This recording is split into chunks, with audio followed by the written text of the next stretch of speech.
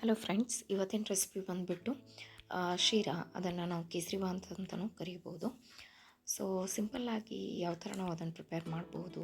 ಮತ್ತು ಈ ಶೀರಾ ಬಂದುಬಿಟ್ಟು ಯಾವ ಥರ ಅಂತಂದರೆ, ನೀವು ಸತ್ಯನಾರಾಯಣ ಪೂಜೆಯಲ್ಲಿ ಪ್ರಸಾದ ಅಂತ ತಿಂದಿರ್ತಾರಲ್ಲ, ಅದೇ ಥರನೇ ಇದು ಸೇಮ್ ಟೇಸ್ಟ್ ಕೊಡುತ್ತೆ. ಸೊ ಬನ್ನಿ ನೋಡೋಣ ಯಾವ ಥರ ಪ್ರಿಪೇರ್ ಮಾಡೋದು ಅಂತ. ಸೊ ಫಸ್ಟ್ ಆಫ್ ಆಲ್ ಒಂದು ಪಾತ್ರೆಯಲ್ಲಿ 2 ಟೇಬಲ್ ಸ್ಪೂನ್ ತುಪ್ಪವನ್ನು ಹಾಕಬೇಕು.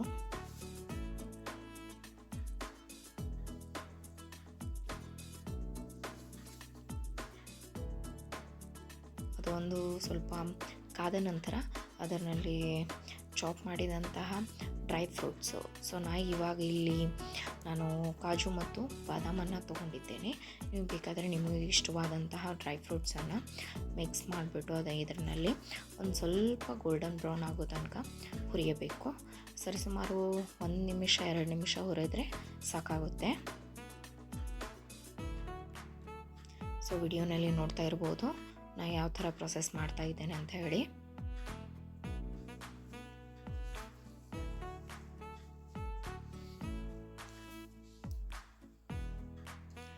ಮತ್ತು ನನ್ನ ಚಾನೆಲ್ನಲ್ಲಿ ನಿಮಗೆ ವಿಡಿಯೋ ಇಷ್ಟ ಆಗಿತ್ತು ಅಂದರೆ ಚಾನಲ್ನ ಸಬ್ಸ್ಕ್ರೈಬ್ ಮಾಡಿ, ಮತ್ತು ಪಕ್ಕದಲ್ಲಿ ಇರುವಂಥ ಬೆಲ್ ಐಕಾನನ್ನು ಸೆಲೆಕ್ಟ್ ಮಾಡಿಬಿಟ್ಟು ಆಲ್ ಅಂತ ಸೆಲೆಕ್ಟ್ ಮಾಡಿ. ನೋಡಿ ಫ್ರೆಂಡ್ಸ್, ಇವಾಗ ಇದು ಗೋಲ್ಡನ್ ಬ್ರೌನ್ ಆಗಿದೆ. ಸೊ ಇವಾಗ ನಾನು ಅದನ್ನು ತೆಗಿತಾ ಇದ್ದೇನೆ. ಇದನ್ನು ಯಾಕೆ ನಾವು ಹುರ್ಕೋಬೇಕು ಅಂತಂದರೆ, ಒಂಥರ ನಾವು ಇದನ್ನು ತಿನ್ನಬೇಕಾದ್ರೆ ಇದರದ್ದು ಒಂದು ಟೇಸ್ಟು ಚೆನ್ನಾಗಿರುತ್ತೆ. ಓಕೆ, ಸೊ ನೆಕ್ಸ್ಟ್ ಪ್ರೊಸೆಸ್ ಏನಂದರೆ, ಅದೇ ಬಾಣಲೆಯಲ್ಲಿ ಒಂದು ಸ್ವಲ್ಪ ತುಪ್ಪ ಉಳಿದಿರುತ್ತೆ. ಓಕೆ, ಸೊ 1 ಕಪ್ ರವೆ, ಸೂಜಿ ರವೆ ಅಥವಾ ಒಂಬೆ ರವೆ ಅಂತ ಹೇಳ್ತೀವಿ. ಆ 1 ಕಪ್ಪು ರವೆಯನ್ನು ತೆಗೆದುಕೊಂಡು ಬಿಟ್ಟು ಅದೇ ಪಾತ್ರೆಯಲ್ಲಿಯೇ ಚೆನ್ನಾಗಿ ಪರಿಮಳ ಬರುವ ತನಕ ನೀವು ಅದನ್ನು ರವೆಯನ್ನು ಹುರ್ಕೋಬೇಕು.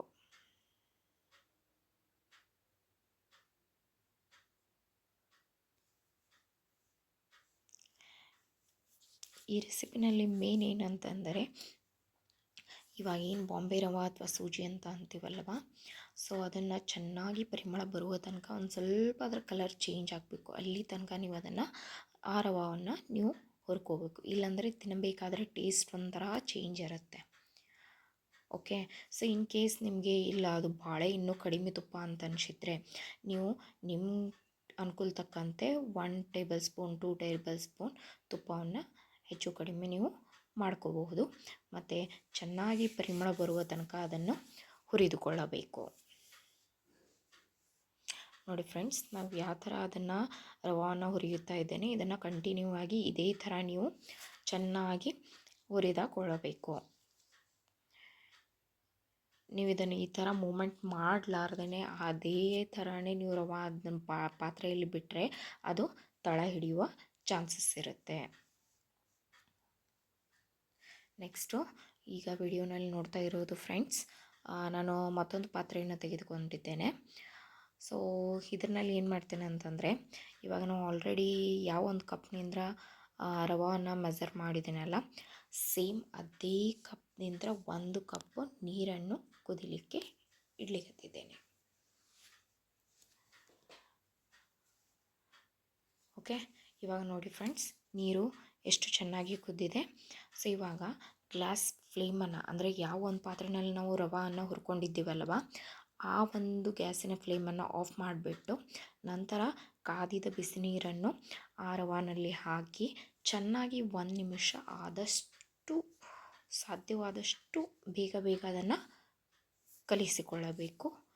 ನೀವು ನೋಡ್ತಿದ್ದೀರಾ ವಿಡಿಯೋನಲ್ಲಿ ನಾನು ಯಾವ ಥರ ಪ್ರೊಸೆಸ್ ಮಾಡ್ತಿದ್ದೀನಿ ಅಂತ ಹೇಳಿ. ಆದಷ್ಟು ಮತ್ತು ಇದನ್ನು ನೀವು ಮಿಕ್ಸ್ ಮಾಡಬೇಕಾದ್ರೆ ನೀವು ಗ್ಯಾಸಿನ ಫ್ಲೇಮನ್ನು ಆಫ್ ಮಾಡಬೇಕು. ಓಕೆ, ಸೊ ಯಾವ ಒಂದು ಕಪ್ನಿಂದ ನಾವು ರವೆಯನ್ನು ತೊಗೊಂಡಿದ್ವಲ್ಲ, ಅದೇ ಕಪ್ನಿಂದ ಅರ್ಧ ಕಪ್ಪು ಸಕ್ಕರೆಯನ್ನು ತೊಗೊಂಡು ಒಂದು ಸಾರಿ ನಾವು ನೀರನ್ನು ಹಾಕಿರ್ತೀವಲ್ಲ, ಒಂದು ಸ್ವಲ್ಪ ಅದು ಡ್ರೈ ಆದ ನಂತರ ನೆಕ್ಸ್ಟ್ ಇಮ್ಮಿಡಿಯೇಟಾಗಿ ಆ ಸಕ್ಕರೆಯನ್ನು ಹಾಕಬೇಕು. ಇನ್ ಕೇಸ್ ನಿಮಗೆ ಹೆಚ್ಚಿನ ಸ್ವೀಟ್ ಬೇಕು ಅಂತಂದರೆ ನೀವು 1 ಕಪ್ ತನಕನೂ ಸಕ್ಕರೆ ಹಾಕಬಹುದು. ಅಂದರೆ ಇವಾಗ ನಾವು ಆಲ್ರೆಡಿ ಅರ್ಧ ಕಪ್ ತೊಗೊಂಡಿದ್ವಿ, ಅದರ ಬದಲಾಗಿ ನೀವು 1 ಕಪ್ ಹಾಕ್ಬೋದು. ನಿಮಗೆ ಇದು ಯಾವಾಗ ಅಂತಂದರೆ ನಿಮಗೆ ಸ್ವೀಟ್ ಹೆಚ್ಚು ಬೇಕು ಅಂತಂದರೆ. ಮತ್ತು ಒಂದು ಸಾರಿ ನೀವು ಸಕ್ಕರೆಯನ್ನು ಹಾಕಿದ ನಂತರ ನಾವೇನು ಡ್ರೈ ಫ್ರೂಟ್ಸನ್ನು ಹುರ್ಕೊಂಡಿದ್ವಲ್ವ ಆ ಡ್ರೈ ಫ್ರೂಟ್ಸನ್ನು ಇದರಲ್ಲಿ ಮಿಕ್ಸ್ ಮಾಡೋದು. ಆಮೇಲೆ ಮಿಕ್ಸ್ ಮಾಡಿಬಿಟ್ಟು ಇದನ್ನು 1-2 ನಿಮಿಷ ಚೆನ್ನಾಗಿ ಕಲಕೋಬೇಕು. ಮತ್ತು ನೋಟ್ ಮಾಡ್ಕೋಬೇಕು. ಇದನ್ನೆಲ್ಲ ಪ್ರೊಸೆಸ್ ಮಾಡಬೇಕಾದ್ರೆ ಗ್ಯಾಸ್ ಫ್ಲೇಮ್ ಆಫ್ ಇರಬೇಕು. ಇದ್ರ ಮುಂದಾದ್ರೂ ಗ್ಯಾಸಿಂದು ನೆಸೆಸಿಟಿ ಇಲ್ಲ. ಸೊ ಇವಾಗ ವಿಡಿಯೋನಲ್ಲಿ ನೋಡ್ತಾ ಇರ್ಬೋದು, ನಾನು ಗ್ಯಾಸಿನ ಫ್ಲೇಮನ್ನು ಆಫ್ ಮಾಡಿ ಇದನ್ನು 1-2 ನಿಮಿಷ ಹೀಗೆ ಕಂಟಿನ್ಯೂ ಆಗಿ ಕಲಕ್ತಾ ಇದ್ದೇನೆ. ನೋಡಿ ಫ್ರೆಂಡ್ಸ್, ಎಷ್ಟು ಚೆನ್ನಾಗಿ ಕಾಣ್ತಿದೆ.